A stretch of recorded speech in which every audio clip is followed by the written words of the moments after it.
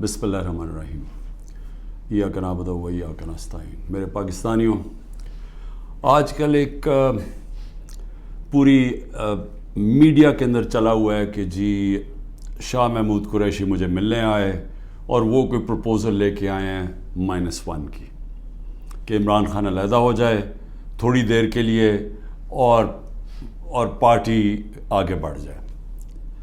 تو میں آپ سب کے لیے پہلے تو شاہ محمود کوئی اس طرح کی پروپوزل نہیں لے کے آئے، اور بات چیت ہوئی کہ ان کا جیل میں ٹائم گزرا، کس سے ملے، ہمارے کئی لوگ تھے جو ان سے ملنے آئے، تو وہ سب کی بات چیت ہوئی اور پھر آگے ہم نے کرنا کیا۔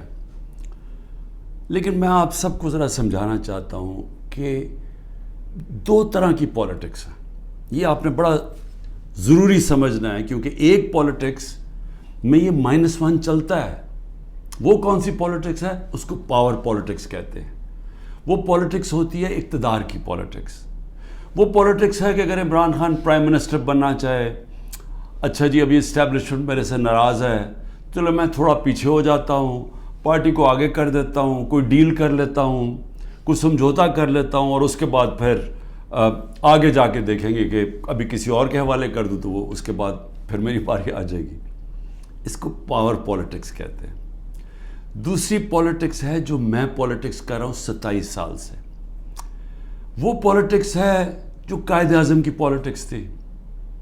وہ پالیٹکس وہ ہے جو کہ مشن کی پالیٹکس ہے، کوئی وہ ذات کی پالیٹکس نہیں ہے۔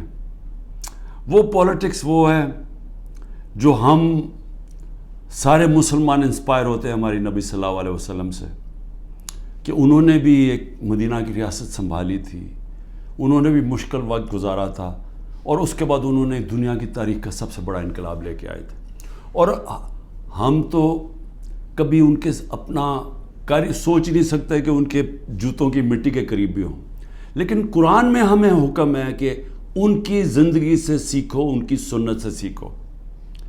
وہ پالیٹکس بڑے مقصد کی ہے، وہ اپنی ذات سے ہٹ کے ہے، کہ میرے نبی صلی اللہ علیہ وسلم جب سارا عرب ان کے نیچے آ گیا تھا تو انہوں نے اپنا رہن سہن نہیں بدلا، وہ جدھر تھے ادھر ہی رہے، مقصد بڑا تھا۔ تو ہم تو ان سے انسپائر ہوئے ہیں۔ میں تو نہ پالیٹکس میں آتا ہی نہ کبھی۔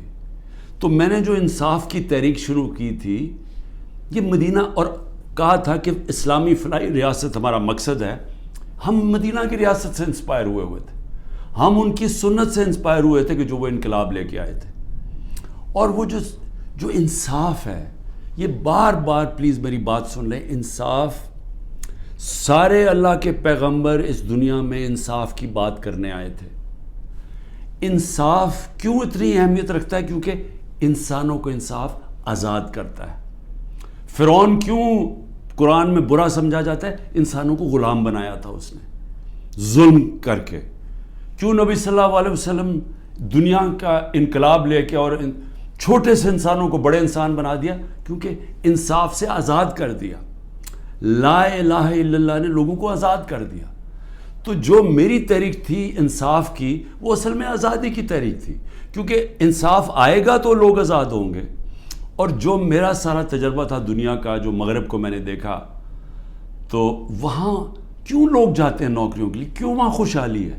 کیونکہ لوگ آزاد ہیں۔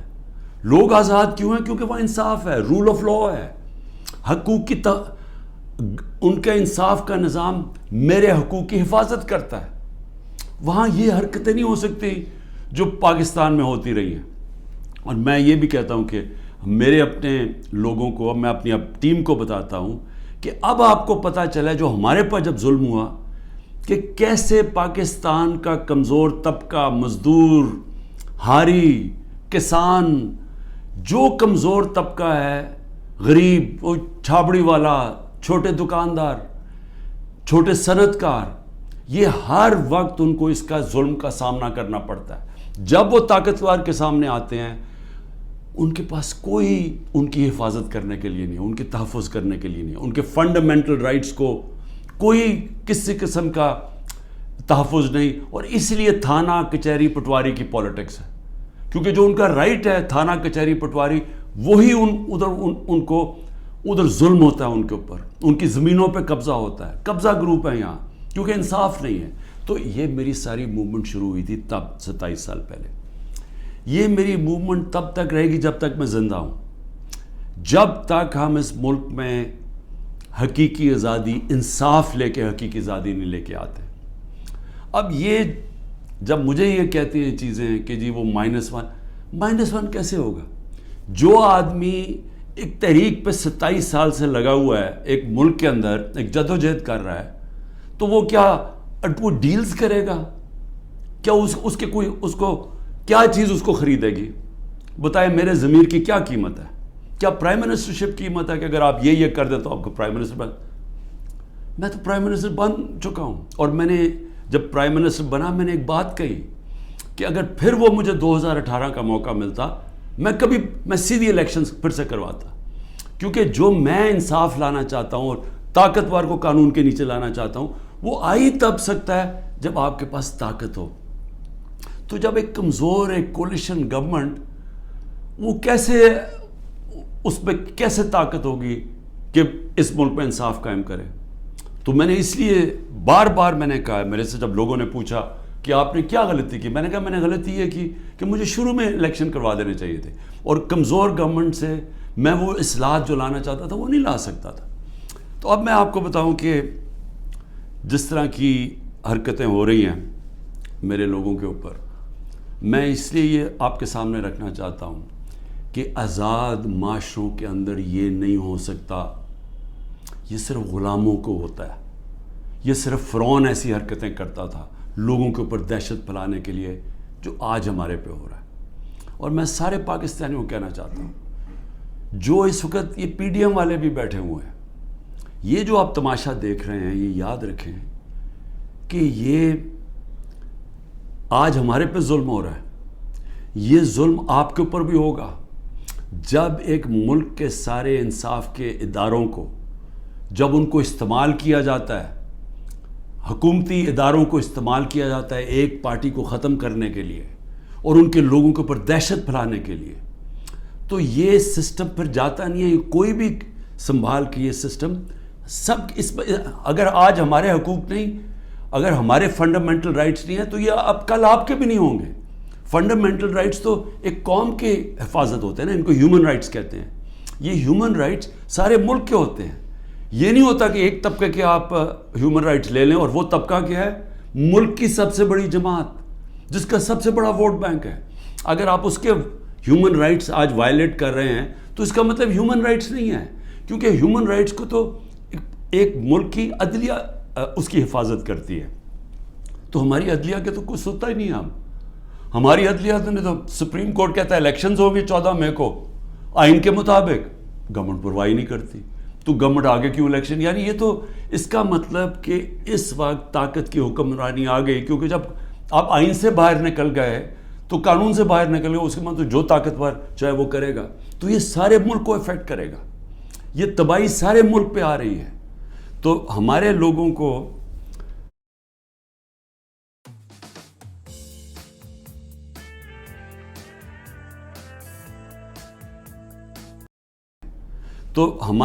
کو جو مجھے صرف افسوس یہ ہے کہ کوئی فرق نہیں کیا جا رہا.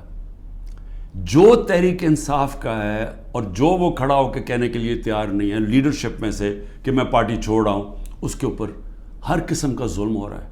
ان کی بزنسز بند کر رہے ہیں، ان کے فیملیز تک پہنچ گئے ہیں، ان کے بچوں تک پہنچ گئے ہیں.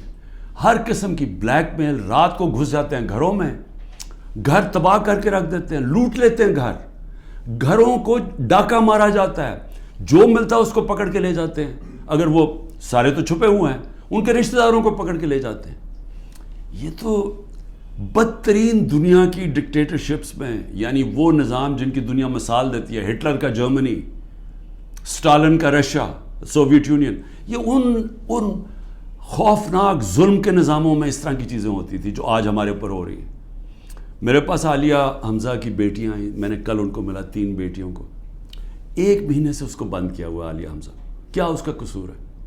اس کا والد وہ میرے پاس آئے، انہوں نے بتایا کیسے گھر میں گھس کے انہوں نے ساری چیزیں توڑ دی، ان کی ٹی وی توڑ دیے، ایک 2 آدمی انہوں نے لاٹھیاں پکڑی ہوئی تھی, جو چیز آئے توڑ کے چلے گئے, جو چیز 2-3 اچھی چیزیں پسند آئیں اٹھا کے لے گئے. تو یہ کون سے ملک میں ہوتا ہے؟ یہ غلام ملکوں میں لوگوں کو غلام بنانے کے لیے یہ ہو رہا ہے. یہ آزاد قوموں میں نہیں ہوتا. اور یہ جس طرف ہم اب جا رہے ہیں, یہ جو ظلم کر رہے ہیں, صرف اور صرف خوف پلا کے سمجھ رہے ہیں کہ یہ پارٹی ٹوٹ جائے گی. اور کئی لوگ چلے بھی گئے ہیں. لیکن کیا اب میرے سے پوچھیں کہ کیا مجھے اس سے کوئی فرق پڑ رہا ہے؟ 150 سے اوپر کیسز کر دیے, قتل کا کیس آخری کر دیا میرے اوپر. مجھے 19 بیلیں لیے میں نے ایک دن میں. یہ دنیا کا ریکارڈ ہے. اس کے بعد 4 گھنٹے نیب میں بیٹھا ہوں. 4 گھنٹے نیب نے میرے سے وہ جو سوال پوچھے, میں چیلنج کرتا ہوں کہ کسی عدالت کے اندر کبھی بھی یہ کیس کی کوئی اہمیت ہو جائے. کوئی کیس ہی نہیں ہے. کیبنٹ کا فیصلہ ہے, ساری کیبنٹ نے فیصلہ کیا. اب یہ دکھانا تھا کہ مجھے اس سے کوئی ذاتی فائدہ ہوا. کیا القاعدہ جو پہلا بن چکی تھی, شروع ہو گئی تھی یونیورسٹی, کیا وہ ایک ٹرسٹ ہے؟ وہاں غریب گھرانوں کے بچوں کو مفت تعلیم مل رہی ہے سیرت نبی پہ اور یہ جو ٹیکنالوجی کے اوپر. وہ ٹرسٹ ہے. جس طرح شوکت خانم ہے, مجھے اس سے کیا فائدہ ہے؟ 1 روپیہ نہیں دکھا سکتے مجھے کیا فائدہ ہو. نہ ہی ہو, کسی ٹرسٹ سے کسی کو فائدہ نہیں ہو سکتا. ٹرسٹ ڈیڈ میں لکھا ہوا ہے. تو وہ کیسز بھی ہیں, قتل کا کیس بھی ہے. ہر روز کوئی نئے کیس آ جاتا ہے. عدالتوں کے میں چکر مار رہا ہوں, لیکن مجھے اس سے کوئی فرق نہیں پڑتا. میں ہر عدالت میں جاتا ہوں, ہر کیس میں جاتا ہوں, یہ بتانے کے لیے کہ میں قانون سے اوپر نہیں ہوں. جبکہ میرے اوپر یہ جان کے کیا جا رہا ہے, یہ مجھے خوف دلانے کے لیے کیا جا رہا ہے. میں یہ آج کہنا چاہتا ہوں کہ یا اس سے یہ سارے کیسز کریں, اور اس کیسز میں کیونکہ کسی عدالت میں کوئی سزا نہیں ہو سکتی, ملٹری کورٹس سیٹ اپ کیے ہیں. اپروور ڈھونڈے جا رہے ہیں جو کہ جی عمران خان نے ہمیں کہا تھا کہ وہ کور کمانڈر کا گھر جلاؤ. یہ کہیں گے, ان میں سے کوئی اپروور آ جائیں گے, مجھے ملٹری کورٹ میں لے جائیں گے, سزا ہو جائے گی. مجھے کوئی فرق نہیں پڑے گا.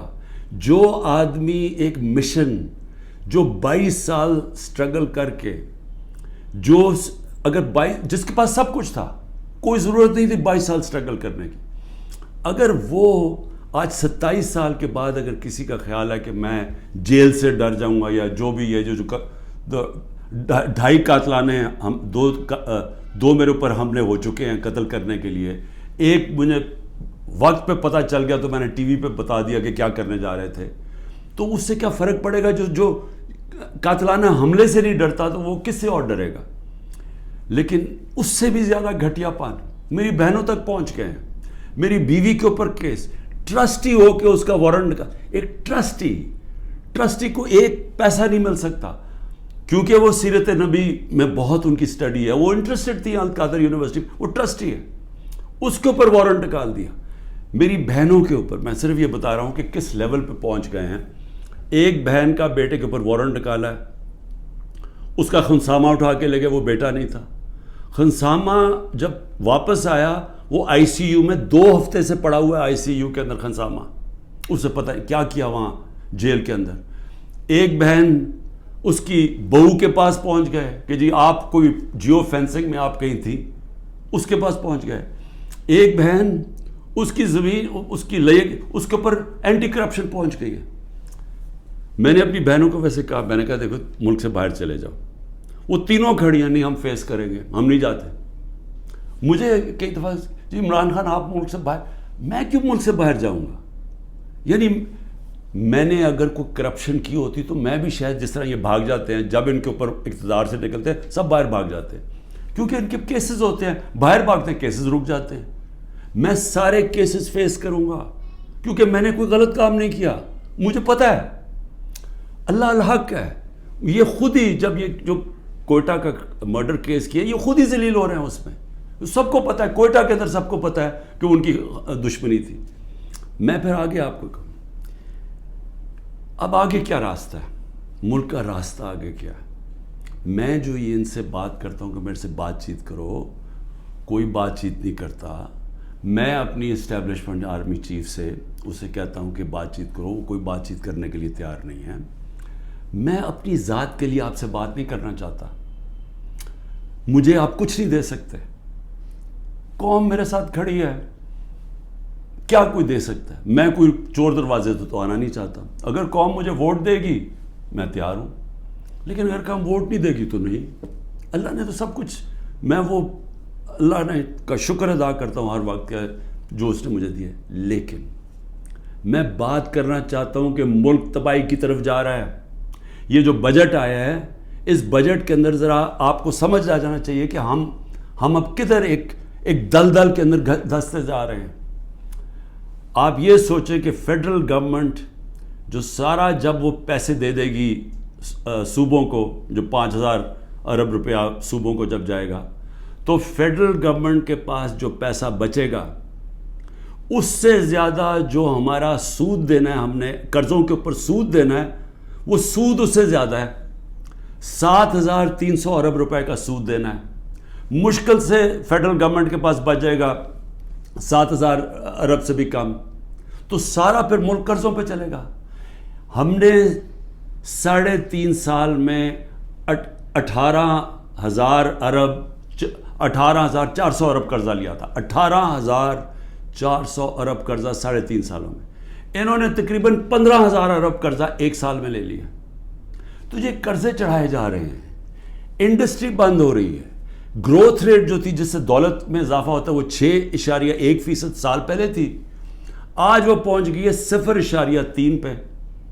تو جو دولت ہے اس کے اندر تو کمی ہو رہی ہے, قرضے بڑھتے جا رہے ہیں.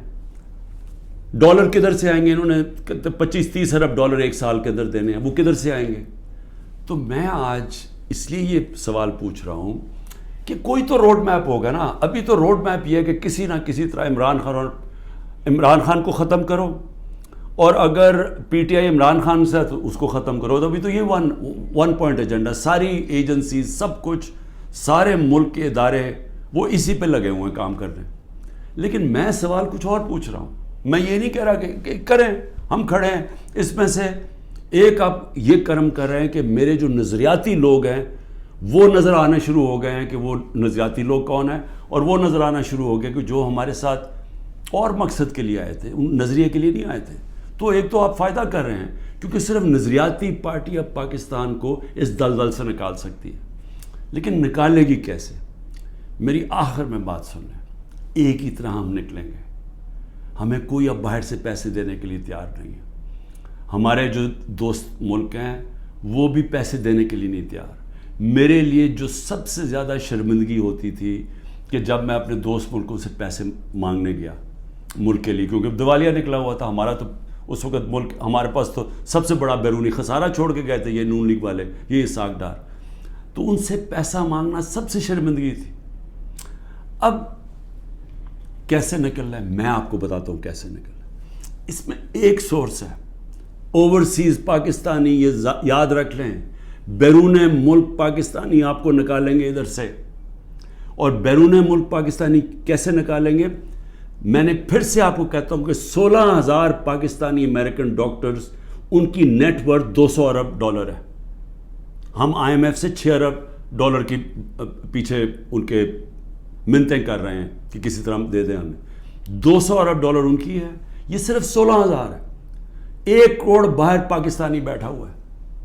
اگر ہم کسی طرح ان کی انویسٹمنٹ لیں, وہ یا سرمایہ کاری شروع کر دیں بجائے دبئی میں کرنے میں اور دنیا میں اور ملکوں میں کر رہے ہیں, اگر وہ سرمایہ کاری شروع کر دیں, آپ یقین کریں یہ ملک اتنی تیزی سے اٹھ سکتا ہے, کیونکہ ڈالر اندر آنے شروع ہوں گے, نوکریاں ملیں, اور وہ آنا شروع ہو گیا تھا. ہمارے آخری دنوں میں پیسہ اوورسیز, روشن ڈیجیٹل اکاؤنٹ کیا تھا اوورسیز پاکستان, 1.5 سال کے اندر 5.5 ارب ڈالر پہنچ گیا تھا. اوورسیز پاکستانیوں نے انویسٹمنٹ پلانز بنا لیے تھے. ہماری یہ جو راوی پروجیکٹ اور یہ جو بنڈل آئلینڈ کا پروجیکٹ تھا, وہاں باہر کی کمپنیز, بڑی بڑی کمپنیز آ رہی تھیں ڈالر انویسٹ کرنے کے لیے, جب انہوں نے NOC واپس لے لیا سندھ گورنمنٹ میں. دیکھیں, بچانا اس ملک کو اوورسیز پاکستانی. جب چائنا نے اور ہندوستان نے اپنی اکانومی کھولی تو اوورسیز چائنیز اور اوورسیز ہندوستانیوں نے پہلے انویسٹ کیا تھا. ہمارا بھی وہ انویسٹ کریں گے, لیکن اس کے لیے جب تک انصاف کا نظام ہم ٹھیک نہیں کریں گے، قانون کی بالادستی، رول آف لا، جب تک ہم یہ نہیں قائم کریں گے ان کا پیسہ نہیں آنے لگا۔ تو چیلنج اب کیا ہے؟ رول آف لا ہم نے ختم کر کے رکھ دیا۔ پہلے 140 ملکوں میں سے پاکستان 129 تھا رول آف لا میں۔ اب جو یہ انہوں نے کریک ڈاؤن کیا، اب تو یہ بالکل ہی نیچے گر گیا ہے، اب تو وہ بنانا ریپبلک بن گیا ہے۔ تو جب رول آف لا ہی نہیں ہے، انویسٹمنٹ کیسے آئے گی؟ انویسٹمنٹ نہیں آئے گی، دولت میں اضافہ کیسے ہوگا؟ یہاں تو اس وقت پاکستانی پیسہ باہر بھیج رہے ہیں، پاکستانی ڈالر لے کے بیٹھے ہوئے ہیں، کیونکہ وہ کسی کو اعتماد ہی نہیں ہے۔ تو جب تک ہم اس ملک کا نظام ٹھیک نہیں کرتے، جو میں 27 سال پہلے انصاف کی تحریک لے کے نکلا تھا، رول آف لا کی تحریک، وہ جب تک اب ہم قائم نہیں کریں گے، پاکستان کے نظام کو ٹھیک نہیں کریں گے، گورننس سسٹم تب ٹھیک ہوگا، ادارے مضبوط ہوں گے۔ اور جب لوگوں کو اعتماد ہو جائے گا کہ ہمارے اب جب میں اپنی سرمایہ کاری کروں تو یہاں کا جو قانون ہے، جو ان کی لا انفورسمنٹ ہے، جو ان کی عدلیہ ہے، وہ میری سرمایہ کاری کی حفاظت کرے گی، میرے سے فراڈ نہیں ہونے دے گی، یہ جب تک اعتماد نہیں ہوتا پیسہ نہیں آنے لگا۔ اور اس کے لیے جب تک کہ حکومت نہیں آتی جو پبلک مینڈیٹ سے آئے، جس کو پبلک سپورٹ کرے، جس کو بڑا ووٹ ملے اور پبلک کی سپورٹ سے آئے، صرف وہی بڑے بڑے فیصلے کر سکتی ہے۔ نہیں تو ان کو تو آپ نے دیکھ ہی لیا ہے کیا کیا انہوں نے، سوائے مہنگائی کر کے، تاریخی مہنگائی 38% پہ، انہوں نے کیا کیا ہے؟ انڈسٹری بند ہو گئی ہے، بے روزگاری بڑھ گئی ہے، گروتھ ریٹ، انہوں نے اور کیا کرنا ہے؟ تو یہ جو ابھی تک تو گیم پلان میں یہی کھچڑی پکنے لگی ہے نا، آگے نئی آ گئی ہے، نئی جماعت ایک کریٹ کر دی ہے، ہم نے بھی اپنے بڑے بڑے اچھے 27 سال پرانے ہم نے لوگ وہاں بھی بھیج دیا ہیں ان کے پاس، اور ضرورت ہے تو حکم کریں ہم اور بھی بھیج دیتے ہیں۔ لیکن اس سے ملک ٹھیک نہیں ہونے لگا۔ ملک ٹھیک تب ہوگا جب ایک public mandate, free and fair election کے بعد ایک مضبوط گورنمنٹ آئے گی۔ اور میں اپنی اسٹیبلشمنٹ کو آج پھر سے کہتا ہوں، نظر ثانی کرے، ملک تباہی کی طرف جا رہا ہے۔ اور جب یہ تباہی جس طرف جا رہا ہے اور IMF کی اگلی کنڈیشنز آئیں گی، جس طرح انہوں نے مصر اور سری لنکا میں انہوں نے کنڈیشن لگائی، وہ کیا ہے کہ فوج کا بجٹ کم کرو، دونوں جگہ انہوں نے کہا، تو یہ تو ہم ادھر جا رہے ہیں کہ ہم اپنی سیکیورٹی اینڈ میں کمپرومائز کریں گے۔ اور ایک دفعہ سیکیورٹی کمپرومائز ہوگی اس ملک کی، تو ہمارے جو دشمن بیٹھے ہیں وہ ملک توڑنے کے لیے تیار ہیں۔ تو میں اس لیے آپ کو کہہ رہا ہوں، مجھے کوئی ریلیف نہیں چاہیے، مجھے کوئی آپ کی مدد نہیں چاہیے، میں مجھے یہ سمجھے کہ یہ جو سارا کچھ ہو رہا ہے انتقامی کارروائی، مجھے چھوڑے میری بہنیں باہر جانے کے لیے نہیں تیار۔ وہ تو عورتوں کے اوپر تو کبھی اس ملک میں ایسے نہیں ہوا، لیکن ملک نیچے جا رہا ہے۔